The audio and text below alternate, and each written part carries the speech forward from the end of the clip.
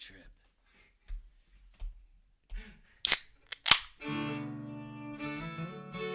The church that I go to is the river. I go there to wash everything away. I wish you were there drinking rum, crying your little eyes out.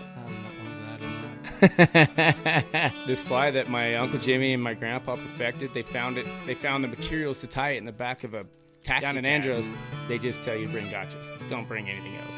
When I was out there on the water with people, I can feel the energy of other people, and I care about it. I think that's one of the most crucial parts of fly fishing that often gets overlooked.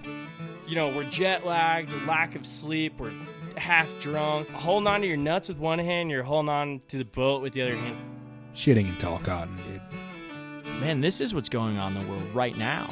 You know, you're on a boat fishing down a beautiful river. Be deliberate with everything that you do with fly fishing. Yeah. Well, what do you do on your days off? I'm on this boat.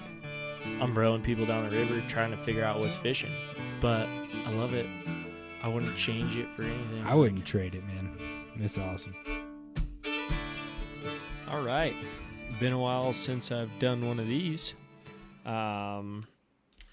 We are back online for a moment. Apologize for the lack of podcasts lately. It's been an interesting time in the world, I guess. Not just for Colorado, but the whole nation.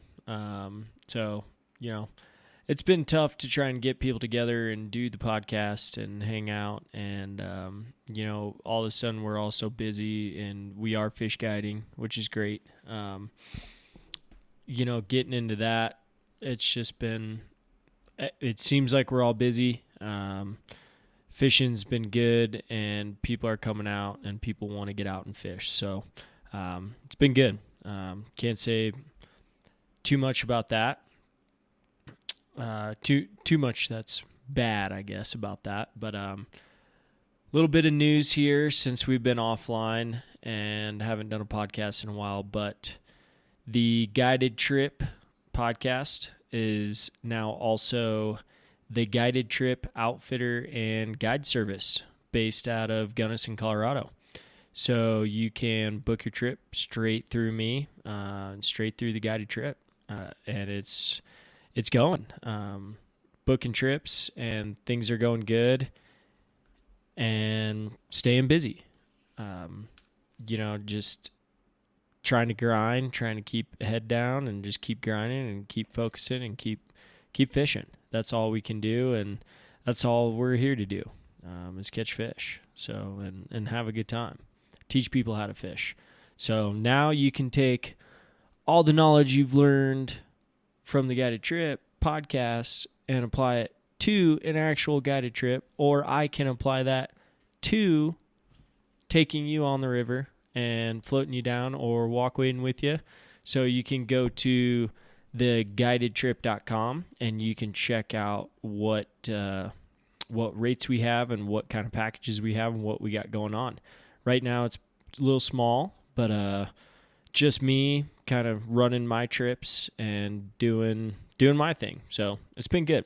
It's been interesting, and you know, it's been a process, but look forward to the next upcoming years and the rest of this year, and yeah, it'll be fun. It'll be a good time. Hopefully I can talk about that more at a later date with some other people on board on the podcast. Right now it's just me, but obviously it's just me. But we'll do just a quick kind of July update. Right now, Gunnison River's running pretty low for this time of year. It's running just under 500 cubic feet per second, and we just didn't have the snowpack we thought. You know, the fishing has been good. Fishing's been good pretty much all year since we started going. You know, I was lucky that we did have a low runoff, and we didn't have a ton of water that washed down the valley. And so we were able to start fishing very early in June and start guiding very early in June, which was awesome. That helped a lot, especially with the whole COVID thing going on. You know, we wanted to get back to work, and we wanted to start taking people down the river. And so it was good that we had a low runoff, and fishing was great all through June. If you missed it, sorry. Don't know what to tell you there, but it was good. Coming into July here, this is one of our toughest months just because it's warm, water's getting lower, fish are getting stressed, and they've just been pressured really hard, especially after July 4th weekend. These fish are very pressured. And so you really got to think outside the box a little bit and fish a little bit differently than most and try to hit spots that people aren't really thinking about right now. And, honestly, I've seen a lot of people that have been nymphing, fishing bobbers, and that's perfectly fine. That's a great way to catch fish. There's a lot of fish in the middle of the river right now. You can see them spook from under the boat from the middle of the river. Me, I could stay away from bobber down for a little bit, and I've been throwing a lot of dry flies, a lot of hopper dropper, a lot of dry dropper, and it's been fishing well. Today I had a great day today on the river with a client. Excuse me. On the river with a client, and we kind of started out fishing hopper dropper, just working a couple holes, and it wasn't quite happening, and we hooked a couple fish, and it was a little tough. And so we finally got to a certain area, and I went, look, I've been seeing a lot of fish eating on this bank on top. They've been eating a lot of dry flies on top on this bank, and I think we should try the dry fly for a minute, just at least for this bank, and just kind of fish it down for just a second and see what happens. And from there on out, we were maybe 20 minutes into the float, and from there on out, it was like dry flies the whole day. I'm not going to quite tell you exactly what we were fishing, but we've been seeing a lot of golden stone activity. We always get good caddis activity, and then we've been seeing a lot of Baetis, some PMDs. Drakes have kind of passed.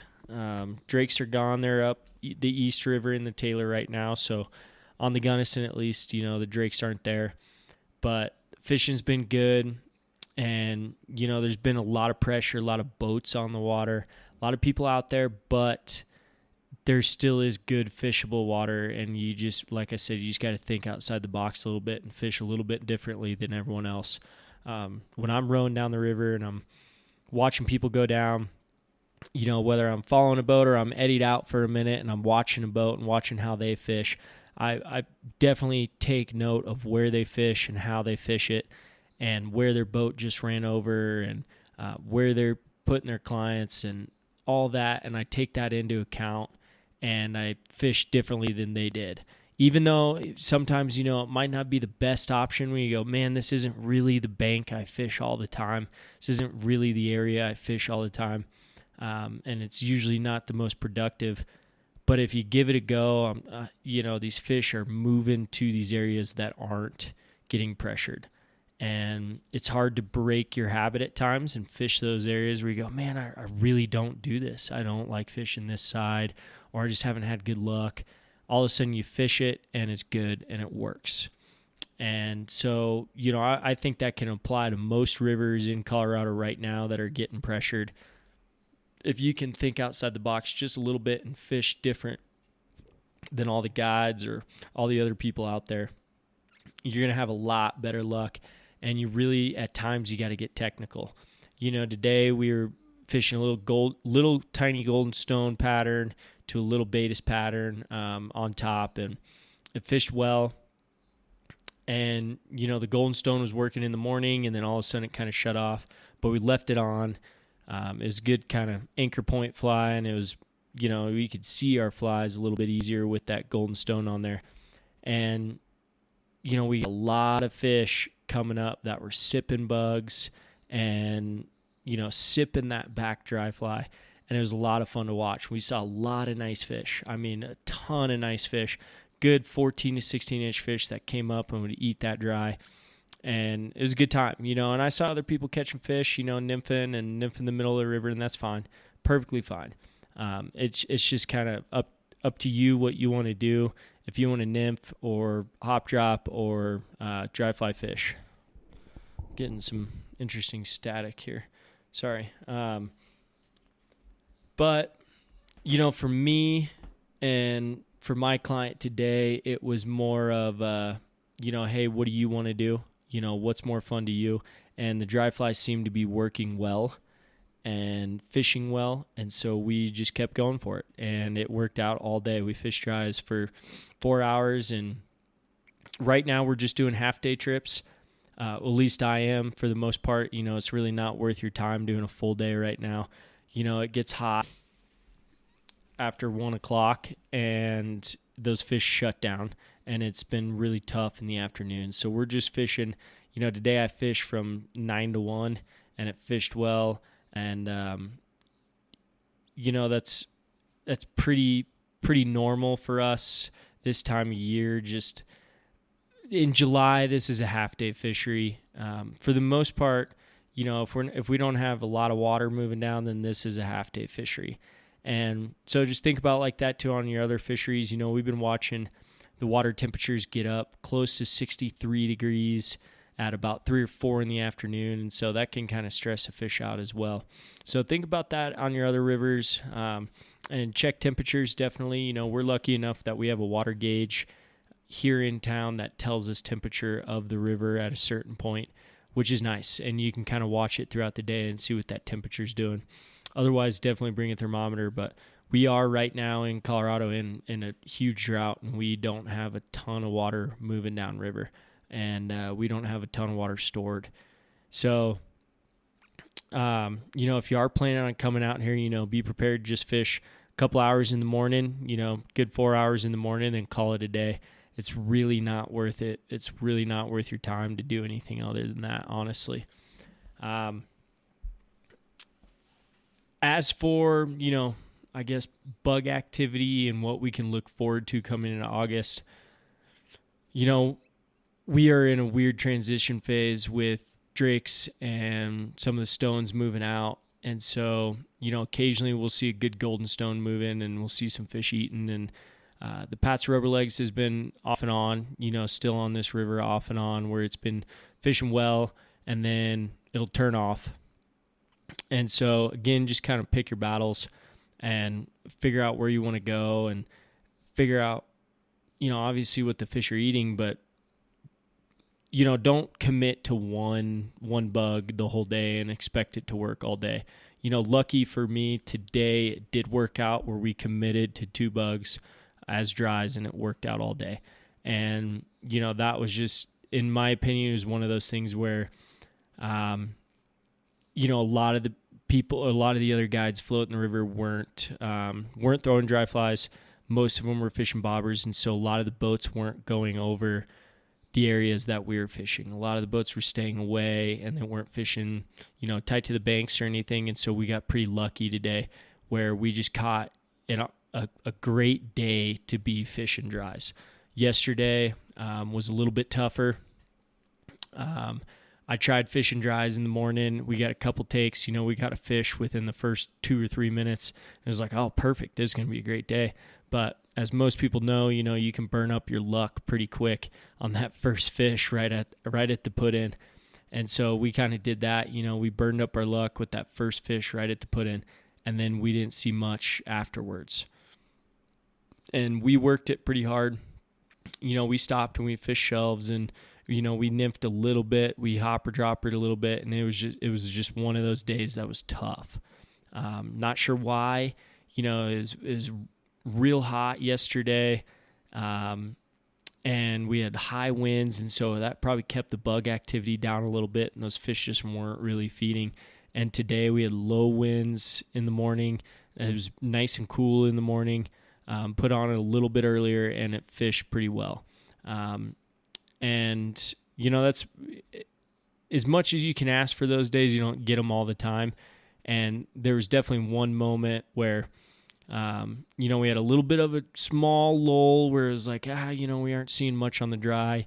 It wasn't big, maybe 10, 15 minutes we didn't see much on the dry. And it was like, hey, well, I asked my client, I only had one today, and one guy up front, and I asked my client, I go, hey, do you want to try hopper dropper? We can try it. And he kind of looked at me, and he goes, I'm having a good time throwing these dry flies. And so I kind of said, you know what? All right, screw it. let's just fish the dries, and we'll stop if we tangle, or we'll stop if we need to dry them out, and we'll stop on certain holes where we know the dries are working. But for the most part, we didn't really stop and nymph, and we didn't stop and work a whole lot of shelves or anything. It was like, hey, these are working, and we're having a good time on the move, and we're catching fish on the move, and we're catching them in fast water, we're catching them on pocket water, we're catching them along the banks, kind of all over. They were very eager today, and that doesn't happen often. There is a way to come back from that, and you can get your client as we get more towards August, and we get a little bit cooler days than it. What I did, is not only anchoring on shells and kind of hopper dropping, and in my opinion, I have what I call money holes, where if it's a tough day and you're struggling, you don't even really get to watch. It's hard to get after fish. It was a good time today. I have money holes, and I have places where I know that there's always going to be a fish, and we can always catch one fish. And we're always going to see a fish. You're always going to get an opportunity. Maybe multiple fish. And so I basically take those money holes and I go, all right, we're having a tough day. We're having a down day. It's hard. It's not easy fishing. We need to find those money holes. We need to get on those money holes. And we need to explain how we're going to fish these holes. And as you come into it, especially float guiding or walk wade guiding, you have to have a money hole. You have to have a place where you're going to see a fish. And so I take those opportunities and I go, all right, we're going to take our time. We're going to get to this spot. We're going to sit in the spot, anchor up or eddy out or whatever, and we're going to see some fish. And we're going to be able to hook some fish. And, yesterday it kind of made the day. Towards the end of the day, I have a money hole where it's just like, yep, we're going to at least hook, 2 or 3 fish, and we're going to be able to make that up for some of the opportunities that we missed. And that's a tough part, about being a guide, is being able to know those areas and be able to make your client feel better towards the end of the day, where it's like, hey, look, we had some blown opportunities. They were tough. We missed some fish, but here, let me get you one that's a gimme. This is a gimme fish. And if you can find those areas, if you can find those spots where it's like every single time you get there or put a fly in there, you're going to see a fish. Then that's going to make your day. And that's why I call them money holes, because it's just like, that's where you make your money. It's like, hey, those opportunities were toast. They're done. They're blown. And now we get the chance, or I get the chance to make my money back. It's like you lose your money during the day if it's tough and the fishing's hard, and then you get the opportunity, or towards the end of the trip or whatever, where it's like, hey, I got these spots. Let's hit these spots. Let's sit. Let's work them. Let's catch some fish. And we ended up doing that yesterday. We boated a couple nice fish in some of my money holes, and it worked out great. And, whether or not the client was completely pleased is tough to say.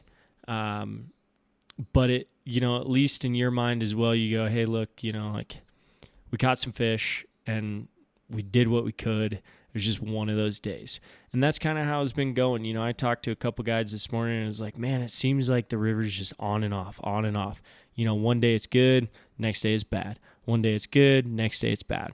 And that's just kind of how it's been going. It's hard to predict what's going to happen right now and kind of what bugs are going to be coming off. And so you got to do what you can. And, like I said, luckily today, I had a great day and it all worked out. It made up a little bit for yesterday. Not for my client yesterday, but it made up on my end, I guess, where it was like, yeah, I needed that too. I needed a good day. It's been a little bit tougher. And when you have one of those off days or bad day, it really, if you're really interested, or if you're really into being a fishing guide and you really want to be a fishing guide, then you're going to struggle with those off days, and it's going to kind of eat you up inside. And I know it does for me, and I hope it does for other fishing guides, but it eats me up when I have a rough day. But the greatest thing is that the next day, tomorrow, is a clean slate. You can always start off brand new again. And occasionally you have those days where it's like 3 days in a row where it's just tough. It's tough fishing. It's hard. You're not having a good time. You're trying everything you can. Clients aren't having a good time.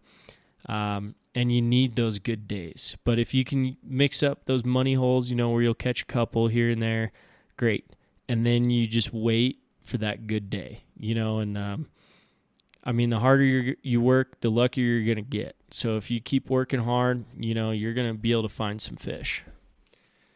The day before yesterday, I took out some good friends, and I took out a good friend and his mom, and it was a great day.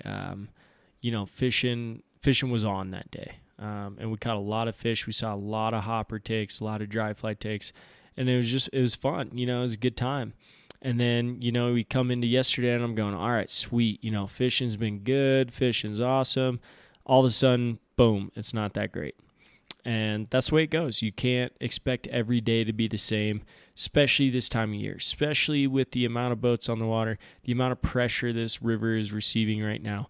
You can't expect every day to be a good day.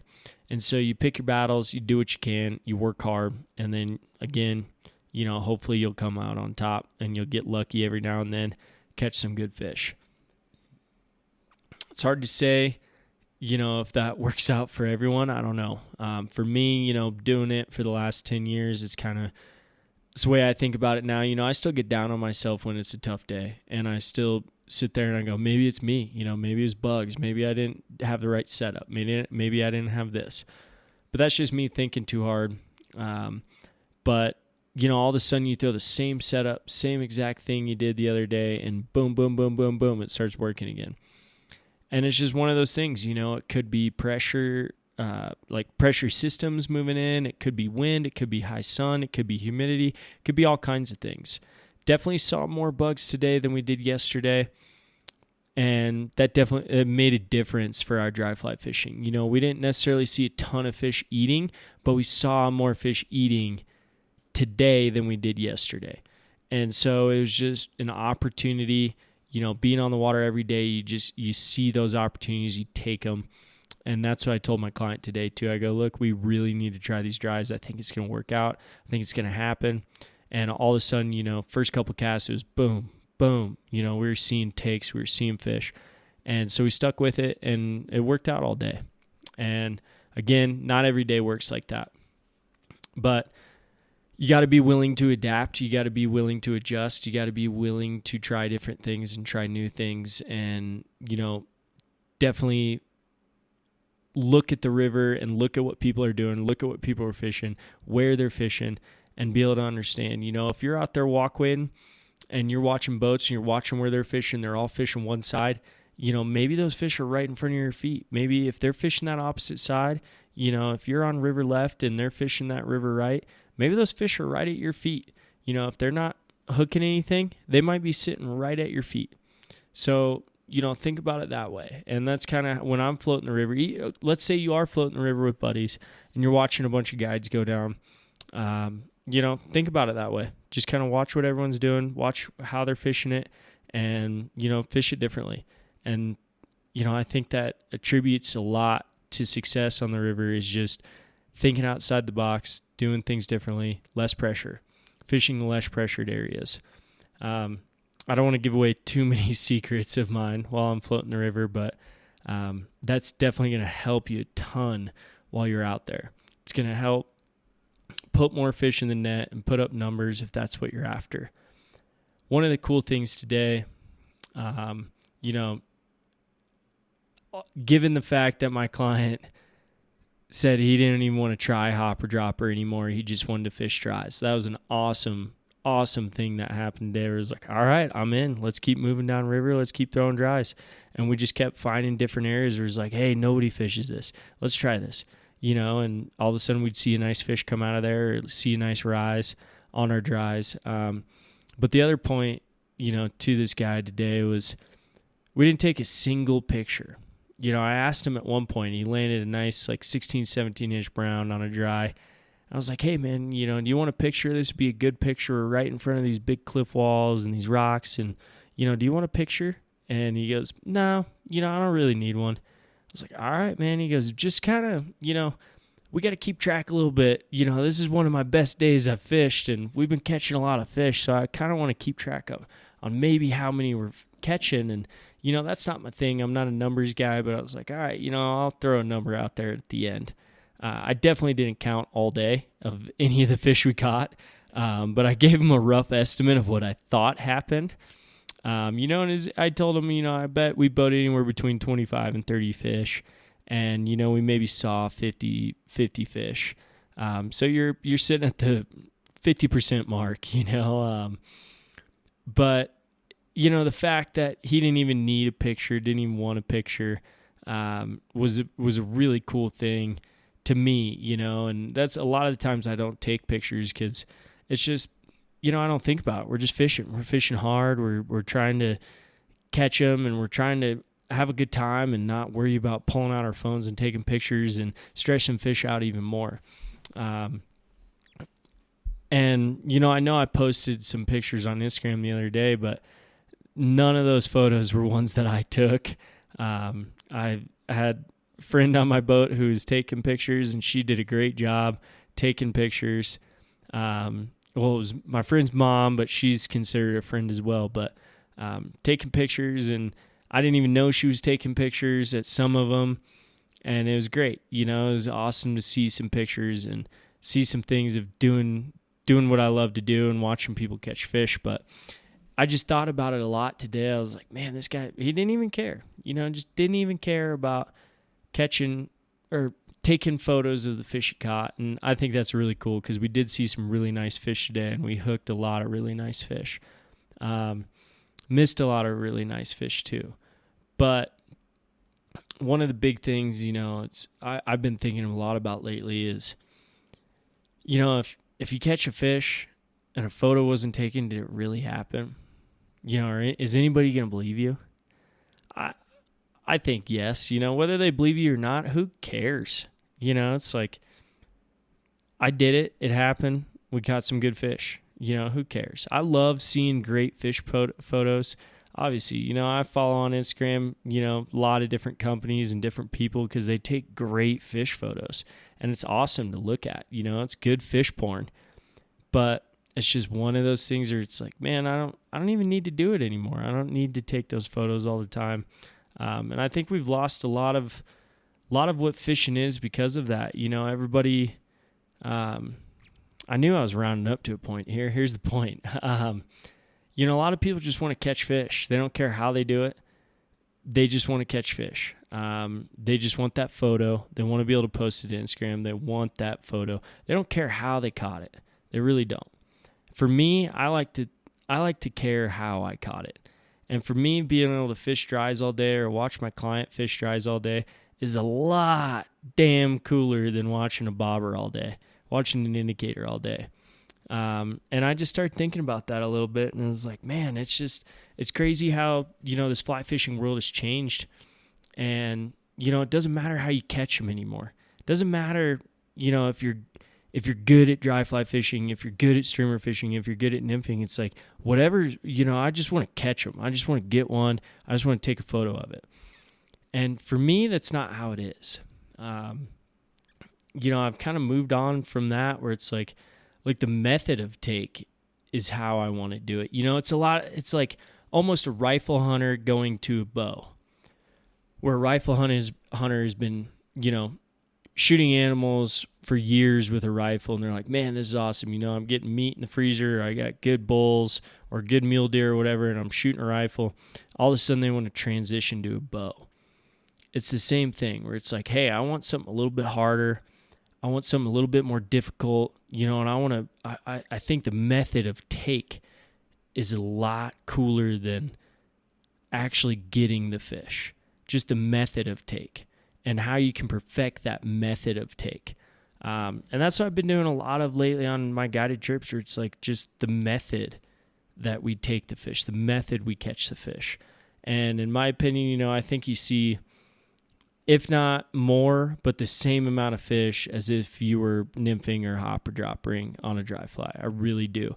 And you get the opportunity to see a fish. You get the opportunity to watch a fish eat and actually have instincts and come up for a rise and come up to eat a dry fly. And you get to watch them think a little bit about eating it. Sometimes you get refusals. You'll watch a fish nose it and come down. You're like, oh, man, that was really cool. You don't get to see that on an indicator where you watch a fish nose your nymph. And And for me, it's just that method of take. It's a lot more fun for me and hopefully my clients to watch a fish come up and eat a dry. And, it's the whole thing. If you listen to our dry fly podcast, I can't remember the episode right now, but if you listen to the dry fly podcast, I talk about it saying that this is why everybody got into fly fishing, was to fish dry flies. Everybody got into it to fish dry flies because they want to see those fish eat. Now all of a sudden it's more about, hey, I just want to hook the fish. I just want to hook them. I don't care how we do it. I just want to catch them, and I want to take a photo, and I want to get it on Instagram. And, to me, we're losing a lot of that sport. We're losing a lot of what fly fishing is because of that. You get a lot of people that don't want to actually learn how to fly fish right. They just want the fish caught and in the net, and they just want the photo. And I know this sounds kind of messed up to say. I'm going on a little rant here, but it's true. A lot of people have lost what fly fishing really is. And what it is, is not only the method to take, but it's the whole big picture. Being able to cast to a fish, and even blindly with dry flies, and then watching a fish come up and think about it and go, yep, that's something I want. And watch them come up, open their mouths, and sip a dry is one of the coolest things on the planet. Enough of that rant, but I had a good conversation with a kid I took the other day, 17-year-old kid, maybe 18 now. Sorry, Tuck, can't remember. But good, I've been fishing with him for a number of years now, watching him grow up, and we were working these fish. We pulled over in this little ditch, and there was a bunch of fish working and rising and sipping dries. And they're sipping PMDs off the top, and you can watch them. And I watched them miss the same fish 3 times in a row, which was kind of blew me away. Perfect cast, good drift. Fish ate with another one, same fish, ate with another one, same fish, ate with.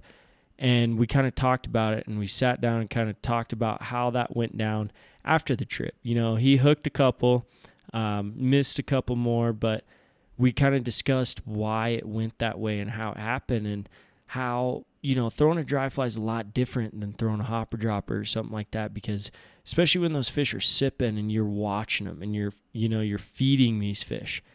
You're trying to put it in their lane and feed those fish. And a lot of it is watching those fish eat. Take your dry fly, especially when they're sipping.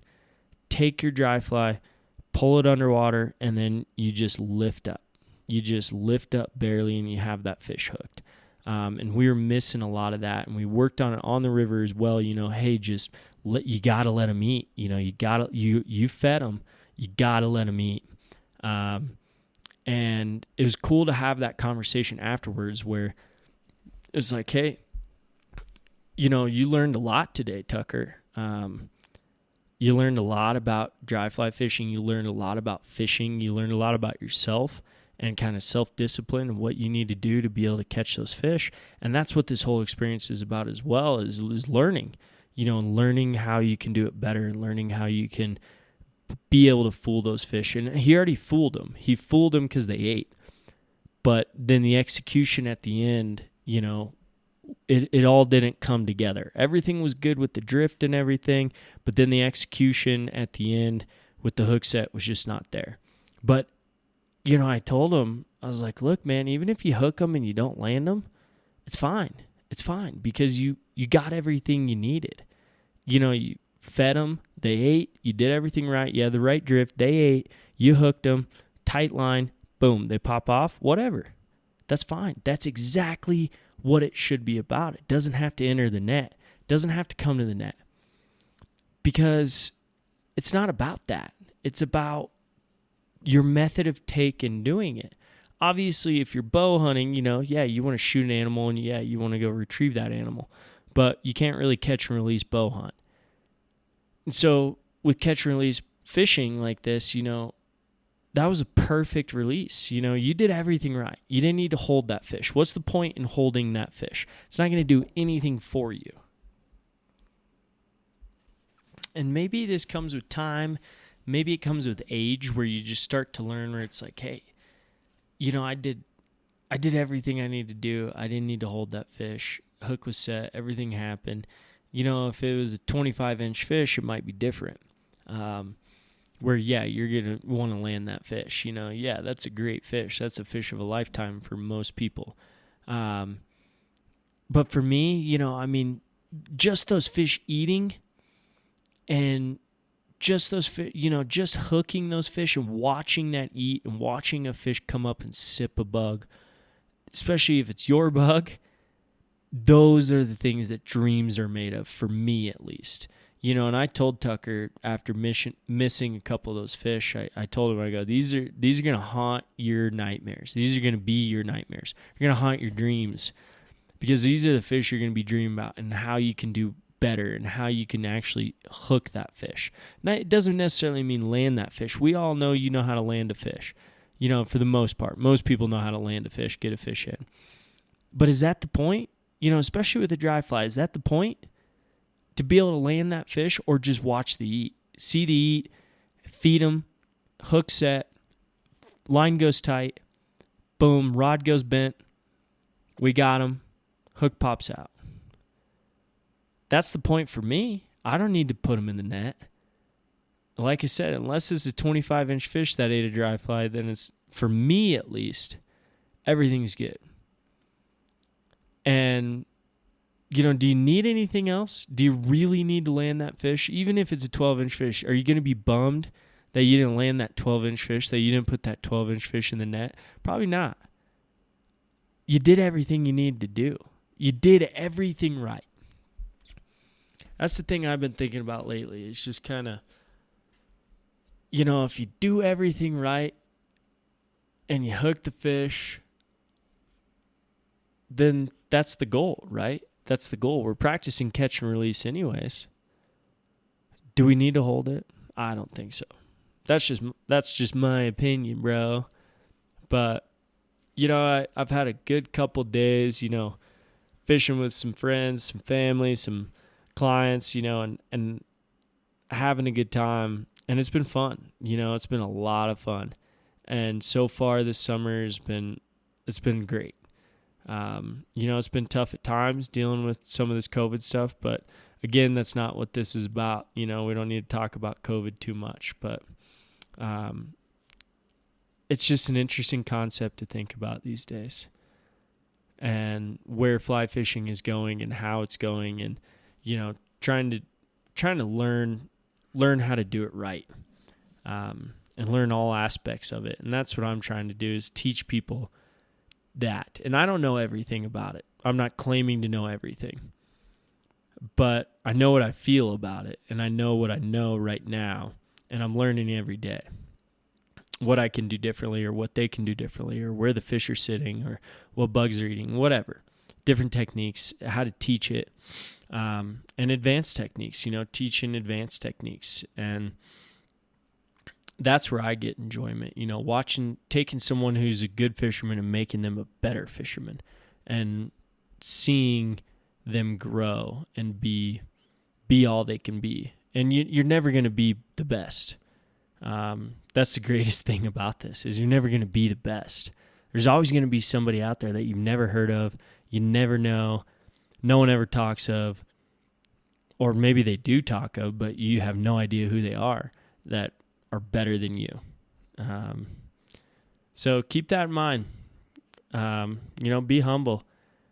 Try and learn new things. Try and figure it out. That's what this whole sport is about. You know, try and be better. You know, don't get stuck in a rut.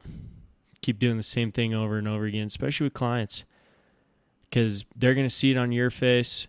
You're going to see it in them, that no one's happy on that boat, or no one's happy walkwaying when you're doing stuff like that. Change it up. Try something different.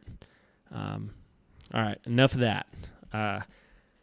Coming into August here, you know, August is going to be a little bit cooler, hopefully. Hopefully we kind of get into some monsoon season where we start seeing, some more rain showers in the afternoon, which would help a lot. Like I said, we're in a drought. That would help cool things off, start getting more bug activity going on. But coming in here late July, August, we're going to start seeing some tricos coming off, which is still a fun time to fish. We are either throwing some really small dry flies, or we're throwing some hopper dropper or dry dropper with some really small nymphs below. But it's shaping up to be good fishing season, even though it is low water.